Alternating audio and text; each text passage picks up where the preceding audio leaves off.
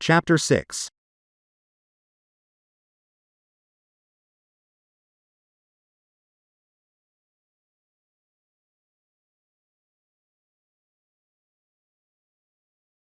Prolonged comatose states and brain death.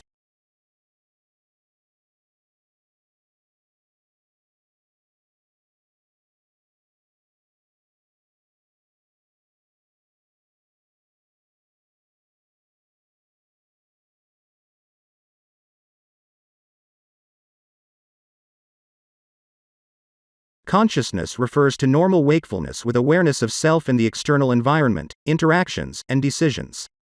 Explanations and descriptions of consciousness are complex and cross the disciplines of neuroscience, psychology, and philosophy. In medicine, the assessment of consciousness is a clinical assessment done by observing a patient's alertness, willful interaction to stimuli, and thought content as expressed by language. Consciousness implies there is the possibility of expressing a considered thought and not just a reflexive response. Consciousness can decline through a continuum from full wakefulness and awareness, to drowsiness, disorientation, loss of meaningful communication, and coma. Terms such as stupor, semicoma, somnolence, altered mental status, encephalopathy, and quiet delirium are unfortunately often vaguely applied. A precise description of neurological findings is required and more useful in localizing the lesion. The first course of action is to determine whether the comatose patient is comatose from a lesion in one hemisphere causing mass effect, in both hemispheres or in the posterior fossa.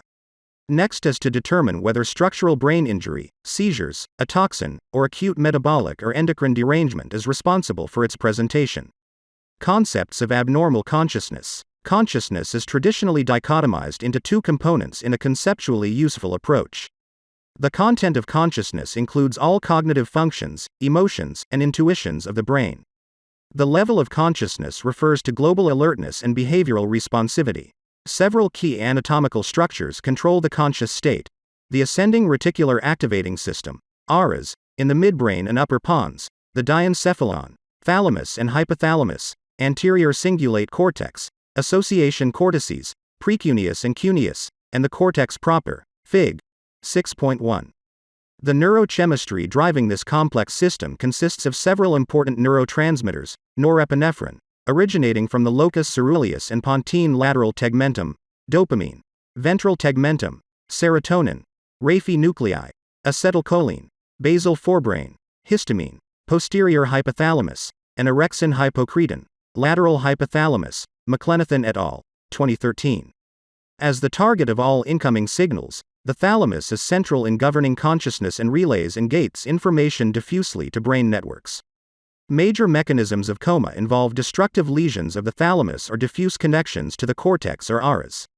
These structures can be directly damaged or injured by compression or shifts, and the changes often alter consciousness permanently. More selective lesions involving a unilateral hemisphere or thalamus will not substantially impair long-term consciousness. Prolonged disorders of consciousness. Vegetative state. The advent of intensive care units and mechanical ventilation has allowed patients with devastating brain injuries to survive. While deeply comatose during the acute phase, some of these patients transition to a different clinical state in which they regain awake and sleep cycles, but remain unaware of their surroundings. This clinical syndrome, named persistent vegetative state, PVS, in the early 1970s, described patients with no evidence of a functioning mind. Jennett and Plum, 1972. This state has also been referred to as unresponsiveness wakefulness syndrome, because of the alleged negative connotation of the word vegetative. Loris et al., 2010. After prolonged coma, patients begin to have periods of spontaneous eye-opening but do not visually fixate or track objects with their eyes. The key feature is that patients show no evidence of sustained, reproducible, purposeful, or voluntary behavioral responses to external stimuli. Multi-Society Task Force, 1994. A patient's eyes may open wide, but consistently demonstrated visual pursuit and fixation are absent. A large mirror held in front of the patient, to track his or her own face, is a useful test and probably the best stimulus to assess whether visual fixation and pursuit occur. A startle response is often present and may manifest as myoclonus, head flexion, or a decorticate response. Vegetative and Cranford, 2005. Primitive reflexes such as snout, glabella, and palmamental reflexes may be easily elicited. Random movements of the limbs and trunk, occasional grunts, and even occasional tears or smiles are all signs consistent with PVS but may provoke uncertainty for family members or inexperienced clinicians. Autonomic and brainstem functions are preserved so that patients generally can maintain adequate circulation and breathe spontaneously without difficulty. The clinical picture fits with what is seen pathologically, with the majority of brains at autopsy showing extensive damage to the subcortical white matter or thalamus, with sparing of the brainstem. Adams et al. 2000. At what point can a vegetative state, VS, be considered permanent? When is there a high degree of clinical certainty that the clinical state is irreversible and the chance of regaining consciousness is exceedingly unlikely? The clinical course of PVS depends in large part on the underlying etiology and the duration of unconsciousness. The most common causes are traumatic brain injury, TBI, and hypoxic ischemic brain injury. The traditional approach to prognostication has been that patients in post-traumatic VS are unlikely to regain consciousness after 12 months, whereas those with anoxic brain injury have even less potential for improvement and very rarely recover consciousness after 3 months. Multi-Society Task Force, 1994b. Although this is true for the majority of patients, a minority of patients may recover from PVS beyond these cutoffs. Matsuda et al. 2003. A small prospective study of patients with anoxic VS found that 7 of 43 patients, 16%, recovered responsiveness and were living at 2 years, 12, 28%, remained vegetative, and 24, 56%, died. Estraneo et al. 2013. All responsive survivors had preserved pupillary light reflexes and present cortical responses with somatosensory evoked potentials during the acute phase of injury. Notably, those who do become aware again often find themselves severely disabled. Age also plays a key role, particularly in TBI, with younger patients showing better recovery rates. The American Academy of Neurology, in collaboration with the American Congress of Rehabilitation Medicine and the National Institute on Disability, Independent Living, and Rehabilitation Research, formed a committee to develop a guideline on prolonged disorders of consciousness. Doc. Giacchino et al. 2018. The committee advocated more caution in prognostication and warned against clear time cutoff points beyond where no recovery occurs. The guideline suggests late, after 1 year, improvements primarily occurring in younger patients and approximately 20% of patients initially meeting PVS criteria. The clinical assessment of a patient who is unconscious can be very challenging. Fig. 6.2. The examination may need to be repeated at different times of the day because of fluctuations in awareness and circadian oscillations affecting arousal. Some studies suggest a misdiagnosis in a substantial minority of patients in PVS and a reclassification of 13% to 28% of supposedly vegetative patients using formal scales such as the Full Outline of Unresponsiveness score or the Coma Recovery Scale Revised. CRSR. Giacchino et al. 2004. Schnakers et al. 2009. Vedics et al. 2005. Diagnostic error rates of 40% have been cited, but this frequency might be falsely high because the evidence is based on poor reporting standards and insufficient follow-up. Wade, 2018. Minimally conscious state. In the 1990s, clinicians involved in the care of brain-injured patients began to recognize that some patients previously diagnosed as vegetative showed subtle and partial awareness of their environment. This emerging clinical state was characterized and defined as the minimally conscious state, MCS, by expert consensus of members of a multidisciplinary work group in 2002, Giacchino et al. 2002. The distinguishing feature of MCS from PVS is the presence, albeit partial, of conscious awareness. A patient must demonstrate one or more specific reproducible behaviors to meet criteria for a diagnosis of MCS. These include following simple commands, responding with verbal or gestural yes, no answers, understandable verbalization, and purposeful behavior. The boundaries of chronic DOC are arbitrarily defined on a broad continuum. When patients reliably demonstrate functional interactive communication or can functionally use two different objects, they are generally considered no longer in MCS and then more appropriately characterized as severely disabled. Coma is typically a transient state, and one of several distinct clinical states emerges within days to weeks. This may be in response to rehabilitation physicians, who often reject the PVS diagnoses of patients referred to them, changing them to MCS or better. MCS has some awareness and interaction and, of course, is more common than PVS. Some rehabilitation physicians have subclassified MCS into MCS with, MCS plus, or without, MCS minus, language. In addition, functional magnetic resonance imaging, MRI, scan-based categorization, including cognitive motor dissociation, CMD, has revealed a patient subset fulfilling all PVS criteria but showing command following response on functional MRI. Another patient subset, higher order cortex motor dissociation, HMD, exhibits cortical response to auditory stimuli, again without evident awareness. See Fig. 6.2. The clinical course of patients with MCS is still being defined. One of the reasons that it is important to differentiate PVS from MCS is that the prognosis for recovery appears to be different, with MCS patients recovering at better rates than those in PVS. Giacchino and Calmer, 2005. A small study showed that the majority of patients in MCS eventually emerge, and that duration of MCS and age are the best predictors of outcome as measured by the Disability Rating Scale, DRS, Katz et al. 2009. Patients with TBI are more likely to progress than patients with non-traumatic disorders. For those with traumatic injuries, recovery can continue for 2 to 5 years. Nakase Richardson et al. 2012. Imaging in disorders of consciousness. Although the diagnosis of VS or MCS has always been a purely clinical determination, there has been interest in defining imaging correlates and predictors of these states. Structural injury on conventional MRI sequences within the corpus callosum and dorsal brainstem in subacute post-traumatic vegetative patients predicts a lack of recovery. Campbell et al.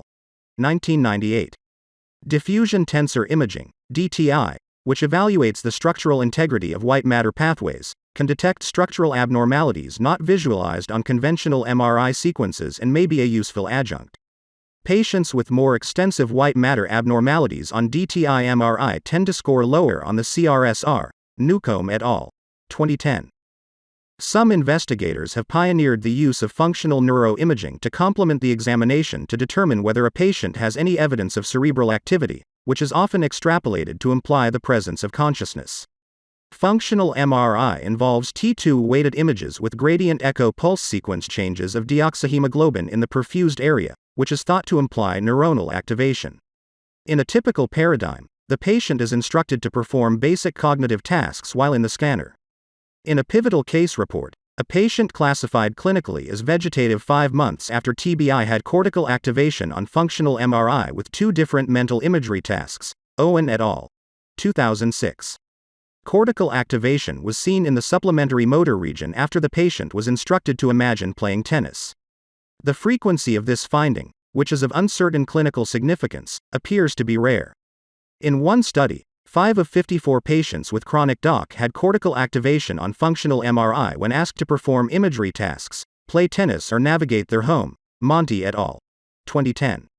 However, activation of cortex does not necessarily prove consciousness and instead might be automatic.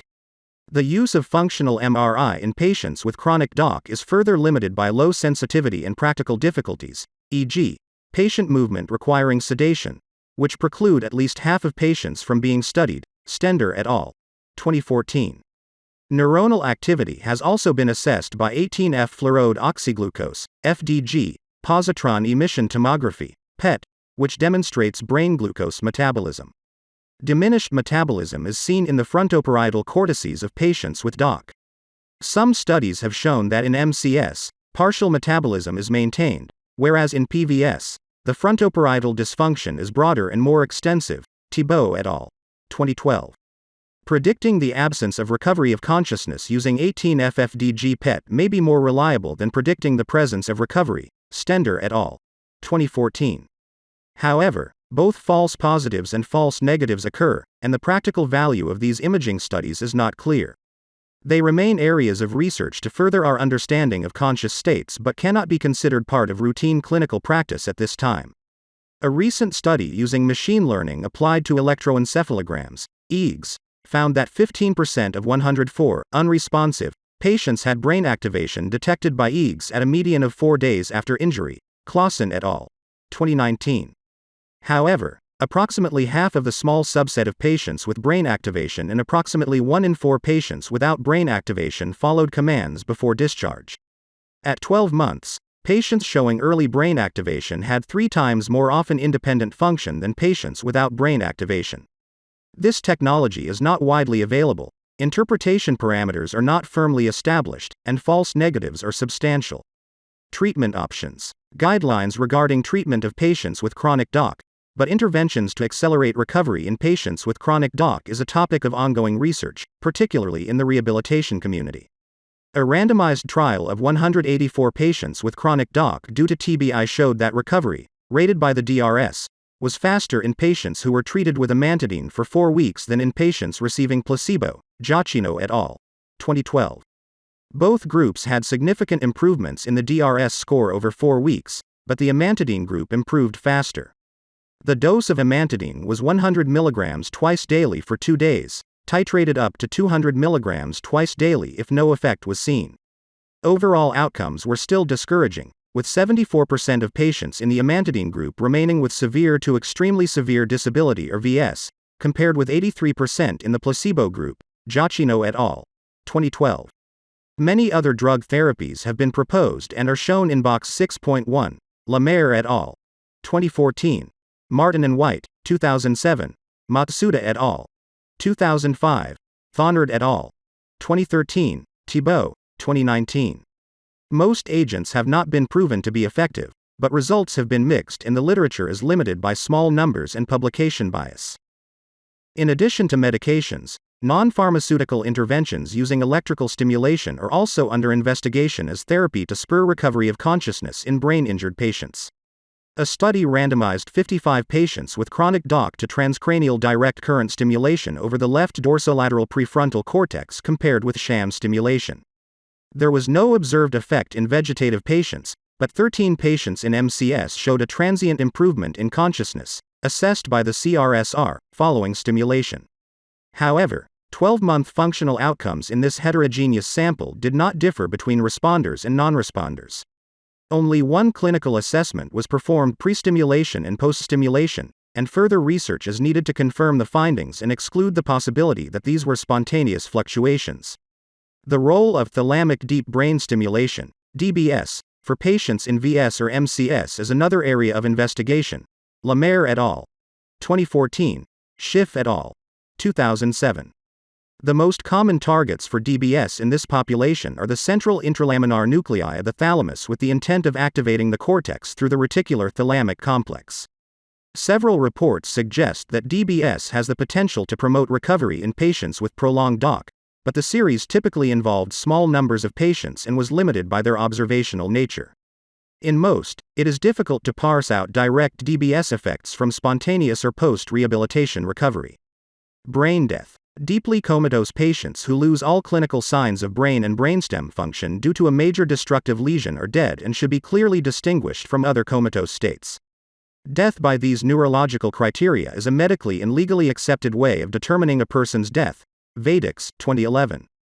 Before proceeding with a brain death evaluation, it is crucial that the irreversible cause of coma is established and there are no potential factors confounding the neurological examination. In most cases, the patient should have been treated aggressively with measures such as administration of hyperosmolar agents, surgical evacuation of space-occupying lesions producing brainstem displacement, ventriculostomy, or other intracranial pressure, ICP, lowering therapies. Once an untreatable catastrophic neurological structural injury has been proven while in this supported state, recovery does not occur and there is no known effective medical or surgical intervention. Irreversibility is determined by absent motor responses, loss of all brainstem reflexes, and the apnea test, described later. Brain death is relatively uncommon because the brainstem is very resilient to injury. When it does occur, the most common causes are severe TBI, aneurysmal subarachnoid hemorrhage, ASA, massive intraparenchymal hemorrhage, or on rare occasion anoxis ischemic brain injury. Neurological criteria for determining death first took shape in the 1950s and have been refined and developed throughout the world. The American Academy of Neurology has issued adult guidelines for brain death determination based on a thorough review of existing evidence. Vegetative et al. 2010, Vegetative, 2019. Brain death is based on a detailed and thorough clinical evaluation, and in most countries, including the United States, confirmatory tests are not required if the clinical examination, including a formal apnea test, can be completed. it is essential that certain prerequisites be met prior to the clinical examination. The main confounding factors that need to be excluded are hypothermia, core body temperature should be greater than or equal to 36 degrees Celsius, drug intoxication or poisoning, lingering effects of sedatives, analgesics, and neuromuscular blockers, and severe electrolyte or acid-based disturbances, Fig. 6.3. Once the cause of coma has been established by the history and neuroimaging and all prerequisites are met, the clinical examination is performed. A period of time, usually hours, should have passed after the onset of brain injury to exclude the possibility of recovery. Because the history early in the course is often fragmentary and the use of sedative and analgesic medications is often unknown, brain death should not be determined within hours of emergency department evaluation or transfer from an outside facility. A detailed examination of brainstem reflexes is the crux of the clinical assessment. Most pupils in brain death have a 4 to 6 mm diameter, and the pupillary response to bright light should be absent in both eyes. Constricted pupils should not be seen and should raise the concern of medication effect, often opioids. Corneal reflexes should be absent bilaterally. Caloric testing of the oculovestibular reflexes is performed with the head elevated to 30 degrees so that the horizontal semicircular canal becomes vertical. A small suction catheter is connected to a 50 ml syringe filled with ice water. In brain death, the reflex is absent, and after irrigation of the tympanum on each side, there are no eye movements. In a comatose, non-brain dead patient with intact oculovestibular reflexes, the eyes slowly deviate toward the side of the cold stimulus. The eyes should be observed for at least 1 full minute after injection, and the time between stimulation of each side should be at least 5 minutes. The gag reflex in response to stimulation of the posterior oropharynx should be absent and can be tested by inserting a finger deep into the oral cavity and actually feeling the absence of contraction. The lack of a cough response is demonstrated by passing a suction catheter through the endotracheal tube and providing suctioning pressure all the way to the level of the carina. The application of deep pressure on both condyles at the temporomandibular joint, supraorbital notch, fingernail beds, or sternal rubbing should elicit no grimacing and no motor response in the extremities. Decerebrate and decorticate posturing are motor responses that are not compatible with brain death, but some limb movements may be produced by spinally mediated reflexes. Clinical findings not consistent with a diagnosis of brain death are shown in box 6.2. Following the confirmation of absent motor responses, lack of respiratory drive is documented by an apnea test. This is most commonly performed using the apneic oxygenation diffusion technique and involves pre-oxygenation with 100% oxygenation. A systolic blood pressure of 90 to 100 mm Hg is needed prior to the apnea test, and most often vasopressors are already required to meet that goal. Fugate et al. 2011. Doses of vasopressors might need to be increased if persistent hypotension is problematic. A baseline arterial blood gas should show adequate oxygenation. PaO2 is greater than or equal to 200 mm Hg, and normal PaCO2, 35 to 45 mm Hg. Artificial ventilation is then removed for a period of 8 to 10 minutes, allowing buildup of arterial tension of carbon dioxide and the pH to be lowered, which under normal circumstances would stimulate respiratory centers. After disconnection from the ventilator, the patient is observed for breathing efforts, chest expansion, abdominal excursion, or gasping. The lack of respiratory drive is demonstrated when there have been no breathing efforts despite a rise in PaCO2 to 60 mm Hg or an increase of 20 mm Hg or greater from a normal baseline PaCO2. The apnea test using oxygen diffusion with oxygen insufflation at the level of the carina is very safe, Deneshmond et al. 2019. But the acidosis may reduce myocardial contractility, causing transient hypotension, and there may be a need for a temporary increase in vasopressors.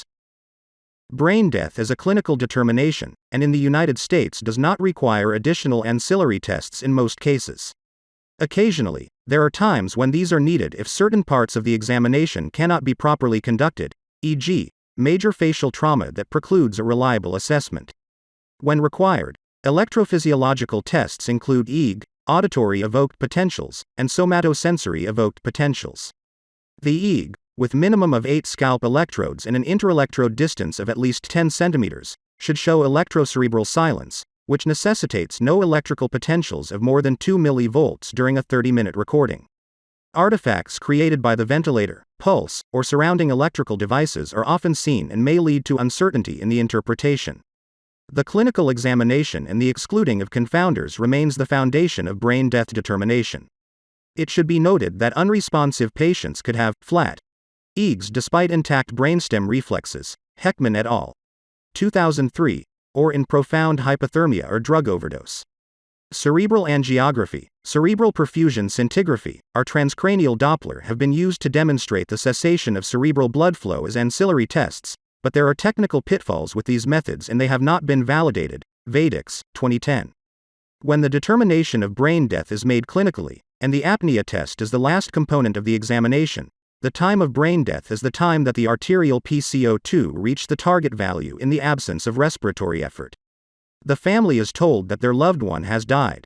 After adequate time has passed, the family should then be approached regarding the possibility of organ transplantation. Federal laws require the physician to contact an organ procurement organization, and in the United States and other countries, members of this organization will approach the family separately from the medical team.